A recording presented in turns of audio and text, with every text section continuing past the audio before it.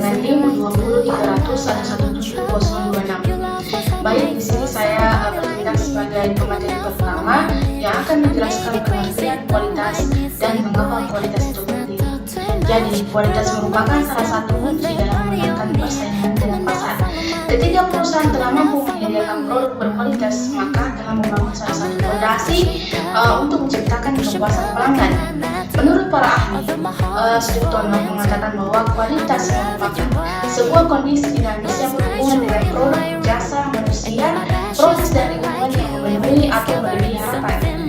Sedangkan menurut Sutono menyatakan bahwa kualitas merupakan suatu ukuran untuk menilai bahwa suatu barang atau jasa telah memiliki daya guna seperti yang dikehendaki, atau dengan kata lain suatu barang atau jasa yang dianggap telah memiliki kualitas apabila berfungsi atau mempunyai daya guna seperti yang diinginkan. Jadi, dari pendapat menurut para ahli tersebut dapat kami simpulkan bahwa kualitas adalah unsur yang saling berhubungan mengenai mutu yang dapat mempengaruhi kinerja dan memenuhi harapan pelanggan.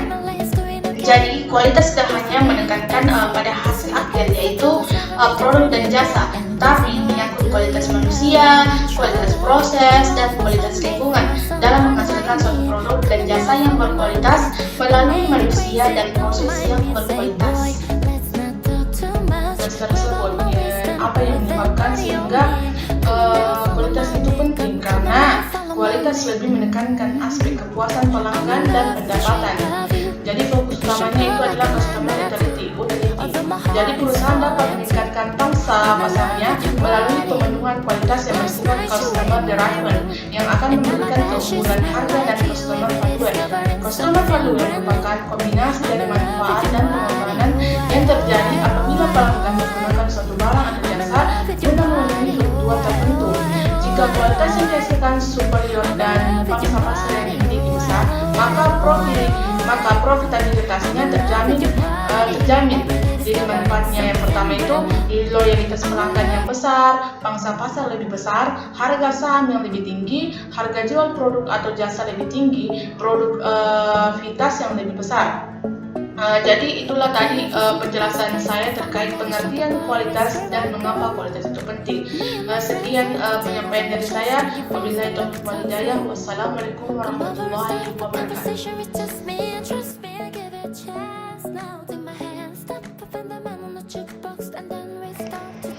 Bismillahirrahmanirrahim. Assalamualaikum warahmatullahi wabarakatuh. Perkenalkan, nama saya Asnita dengan NIM 20300117015, jurusan Manajemen Pendidikan Islam. Di sini saya akan menjelaskan tentang konsep mutu atau kualitas. Nah, di sini perlu kita ketahui bahwa konsep mutu atau kualitas itu ada dua.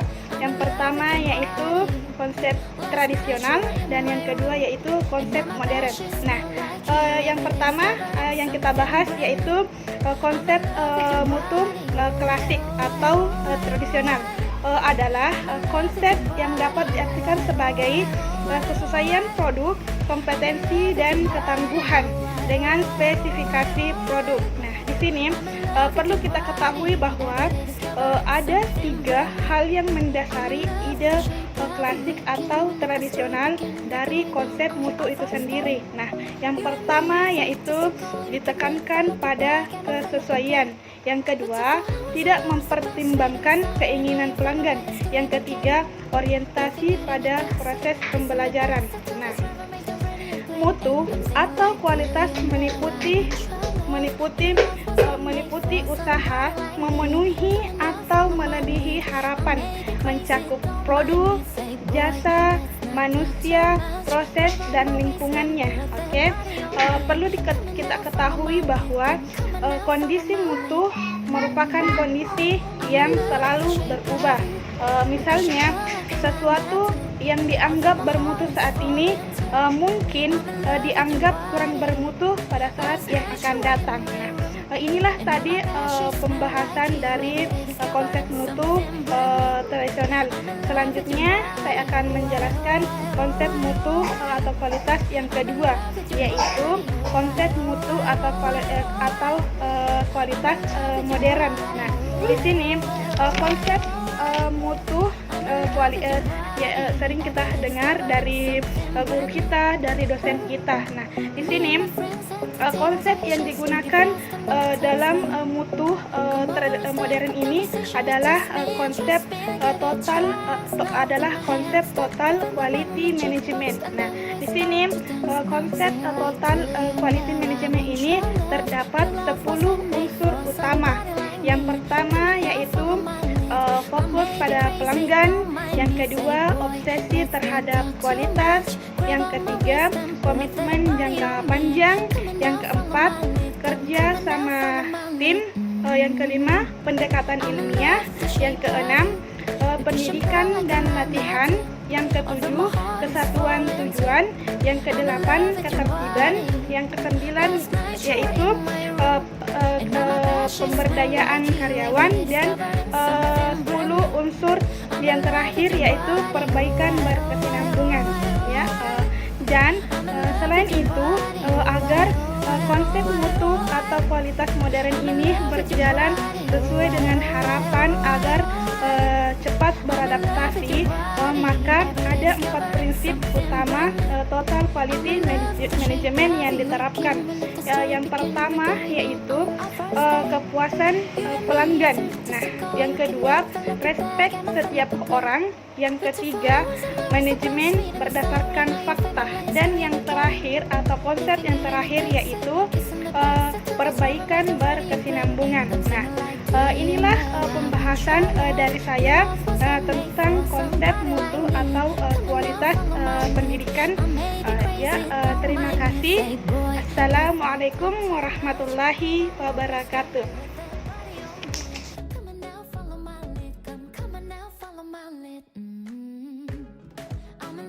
Assalamualaikum warahmatullahi wabarakatuh. Perkenalkan, saya Putra Lestari dengan NIM 2030117030 MPI 2.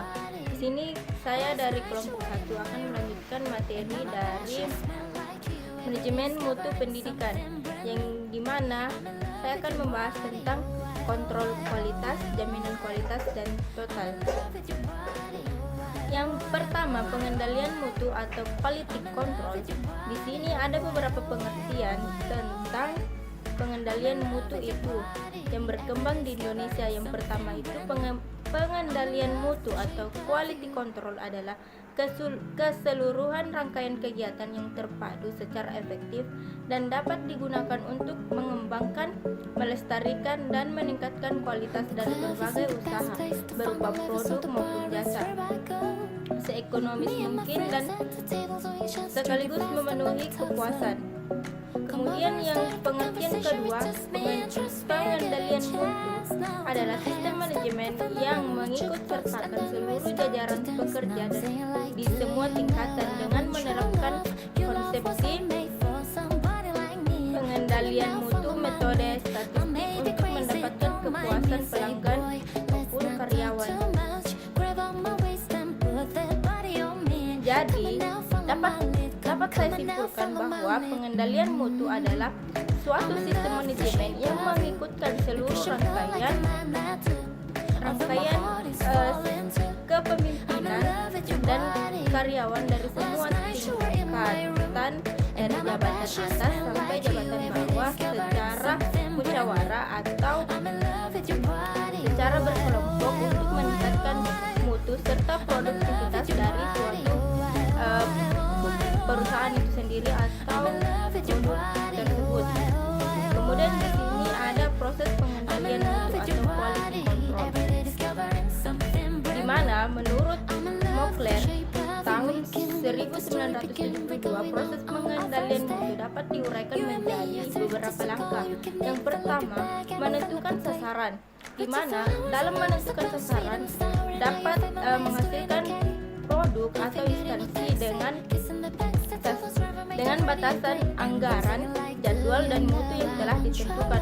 Maksudnya di sini suatu sasaran proyek yang dapat menghasilkan produk dengan mempunyai batasan anggaran, jadwal, dan mutu yang telah ditentukan. Kemudian yang kedua itu lingkup kegiatan, di mana lingkup proyek perlu didefinisikan lebih lanjut, yaitu mengenai ukuran, batas, dan jenis pekerjaan dan programnya yang harus dilakukan untuk menyelesaikan lingkup proyek keseluruhan. Maksudnya di sini yaitu dalam suatu proyek perlu didefinisikan bahwa dalam mengerjakan suatu proyek memiliki batasan, ukuran, dan jenis pekerjaan yang ada di dalam proyek itu. Kemudian yang ketiga itu ada standar dan kriteria. Dalam usaha mencapai sasaran secara efektif dan efisien, perlu disusun suatu standar, kriteria, atau spesifikasi yang dipakai sebagai tolak ukur untuk membandingkan dan menganalisis pekerjaan. Maksudnya di sini bahwa suatu produk dalam suatu usaha memiliki standar dan kualitas kriteria untuk dapat menjadi patokan. Kemudian yang keempat, merancang sistem informasi. Di sini maksudnya ditekankan dalam proses pengendalian proyek perlu suatu sistem informasi dan pengumpulan data yang mampu memberikan keterangan yang tepat, cepat, dan akurat. Maksudnya di sini dalam suatu proyek atau produk, dalam pembuatannya perlu dirancang sistem informasi untuk dapat menyalurkan informasi yang tepat, cepat, dan akurat. Kemudian yang kelima, mengkaji dan menganalisis hasil pekerjaan. Kemudian yang keenam, mengendalikan tindakan pembetulan. Kemudian di sini kemudian materi selanjutnya tentang jaminan kualitas atau quality assurance. Ini merupakan seseorang yang bertanggung jawab untuk memastikan software atau aplikasi yang diciptakan oleh sebuah perusahaan yang dapat bekerja dengan baik. Maksudnya di sini suatu instansi memberikan kepercayaan kepada seseorang untuk bertanggung jawab terhadap kualitas tentang produk itu. Terus di sini tugas dan tanggung jawab quality assurance. Yang pertama itu membuat draft,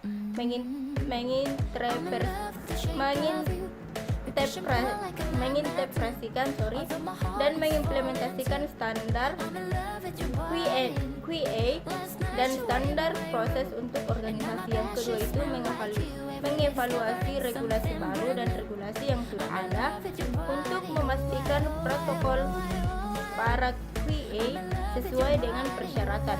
Yang ketiga, memastikan kembali kualitas produk setelah selesai diedit dan uji coba. Yang keempat, mencatat semua hasil audit sebagai referensi termasuk dengan statistik data tentang kualitas dari produk. Kemudian yang kelima, mengembangkan proses pelatihan untuk masing-masing individu yang terlibat atau berinteraksi dengan produk. Yang keenam, memastikan penyelesaian yang sedang terjadi serta risiko manajemen yang dapat mempengaruhi organisasi. Yang ketujuh, mengembangkan, memberikan rekomendasi serta mengontrol tindakan korektif dan preventif. Kemudian di sini ada skill dan kualifikasi quality assurance. Yang pertama, memahami, menginterpretasi, dan berkomunikasi dengan data. Yang kedua itu keahlian manajemen proyek tingkat tinggi. Yang ketiga, pemahaman menyeluruh akan industri spesifik yang digeluti. Yang keempat, memahami bagaimana produk dapat mempengaruhi kehidupan manusia. Kemudian di sini ada jenjang karir quality assurance. Yang pertama, product manager. Yang kedua, DevOps. Yang ketiga, customer experience leader. Yang keempat, IT management. Kemudian di sini materi terakhir tentang total quality management atau TQM. Merupakan suatu sistem manajemen kualitas yang berfokus pada pelanggan atau customer focus dengan melibatkan semua level karyawan dalam melakukan peningkatan atau perbaikan yang berkesinambungan secara terus-menerus. Maksudnya di sini yaitu di mana sistem manajemen kualitas berfokus pada konsumen atau pelanggan yang saling berkesinambungan untuk melakukan peningkatan atau perbaikan mutu dari produk tersebut. Kemudian di sini ada 8 elemen pokok total quality management. Yang pertama, fokus pada pelanggan atau customer focus. Yang kedua, keterlibatan karyawan secara keseluruhan atau total employee involvement. Yang ketiga, pemusatan perhatian pada proses atau proses centered. Yang keempat, sistem yang terintegrasi. Yang kelima, pendekatan strategi dan sistematik atau strategi and systematic approach. Yang keenam, peningkatan yang berkesinambungan. Yang ketujuh, keputusan berdasarkan fakta. Yang kedelapan, komunikasi. Persilakan kepada teman saya untuk melanjutkan materinya. Assalamualaikum warahmatullahi wabarakatuh.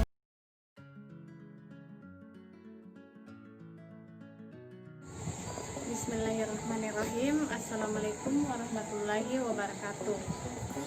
Saya atas nama Rizky Nursadila dengan NIM 20300117013.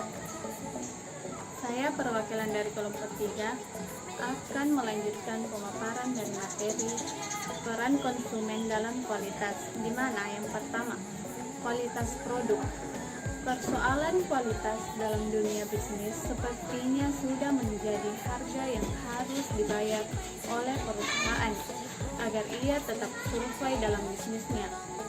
Masih banyak orang yang menganggap produk adalah suatu penawaran nyata, tetapi produk bisa lebih dari itu.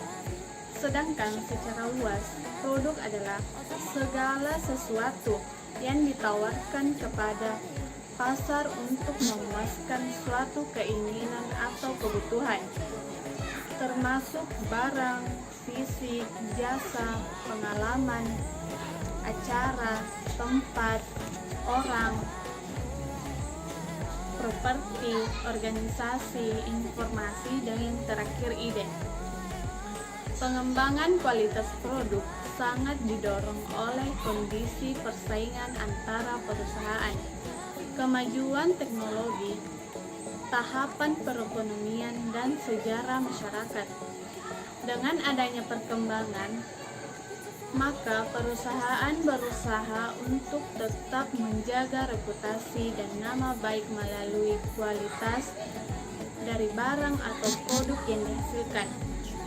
Dari uraian di atas dapat disimpulkan bahwa kualitas produk adalah suatu cara perusahaan untuk memberikan kepada konsumen memenuhi apa saja yang diinginkan atau dikehendaki oleh konsumen tersebut. Konsumen akan produk yang menawarkan kualitas yang terbaik. Dalam konteks kualitas produk telah tercapai konsensus bahwa harapan konsumen memiliki peranan yang besar sebagai standar perbandingan dalam evaluasi kualitas. Yang kedua, kualitas pelayanan.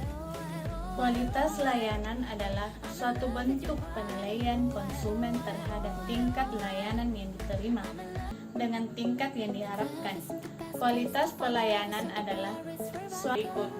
Yang pertama, kehandalan, di mana kehandalan yaitu kemampuan untuk melaksanakan jasa yang telah dijanjikan secara konsisten dan dapat diandalkan atau akurat.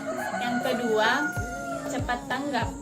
Cepat tanggap yaitu kemauan untuk membantu pelanggan dan penyedia jasa atau pelayanan yang cepat dan tepat. Yang ketiga, kepastian. Kepastian mencakup pengetahuan dan keramah tamahan para karyawan dan kemampuan mereka untuk menimbulkan kepercayaan dan keyakinan. Kesopanan dan sifat yang dapat dipercaya yang dimiliki para staf bebas dari bahaya, resiko, atau keraguan. Yang keempat, empati. Empati meliputi pemahaman pemberi perhatian secara individual kepada pelanggan, kemudahan dalam melakukan komunikasi yang baik, dan pemahaman tinggi. Karena pelanggan akan mendapatkan nilai tertinggi. Komponen harga menjadi tidak penting bagi mereka yang tidak sensitif terhadap harga. Yang ketiga, dimensi mutu pelayanan. Mutu pelayanan sangat bergantung pada 3 hal, yaitu sistem, teknologi, dan manusia. Faktor manusia memegang kontribusi terbesar sehingga mutu layanan lebih sulit ditiru dibanding dengan produk dan harga. Yang keempat, dimensi emosional. Ketika konsumen akan melakukan pembelian akan ditemukan banyak faktor emosional yang ditawarkan oleh merek yang kuat. Seringkali ada faktor emosional. Yang terakhir, dimensi kemudahan. Konsumen atau pelanggan akan semakin puas apabila mereka merasa mudah, nyaman, dan efisien dalam mendapatkan produk atau pelayanan. Sekian dari saya. Assalamualaikum warahmatullahi wabarakatuh.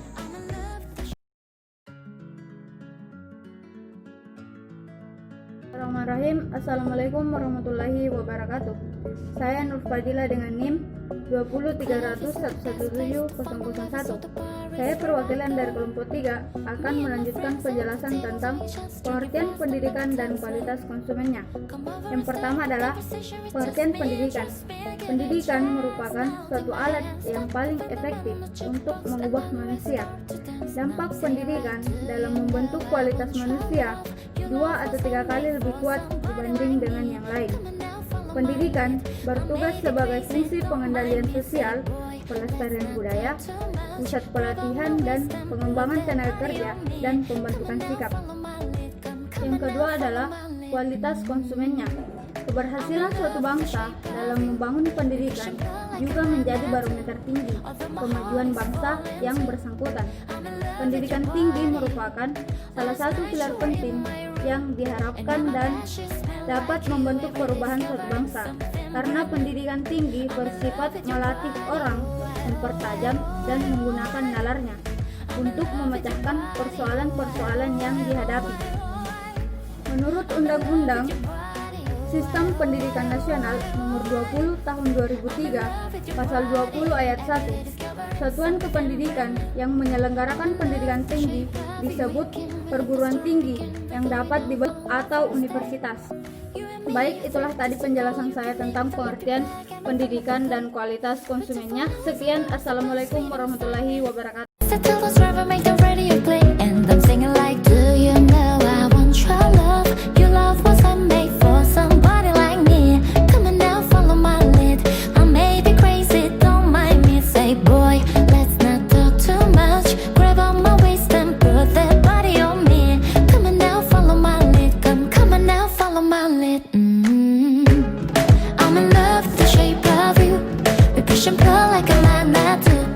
Although my heart is falling too, I'm in love with your body. Last night you were in my room, and now my bed sheets smell like you. Every day discovering something brand new. I'm in love with your body. Oh I, oh I, oh I, oh I. I'm in love with your body. Oh I, oh I, oh I, oh I. I'm in love with your body.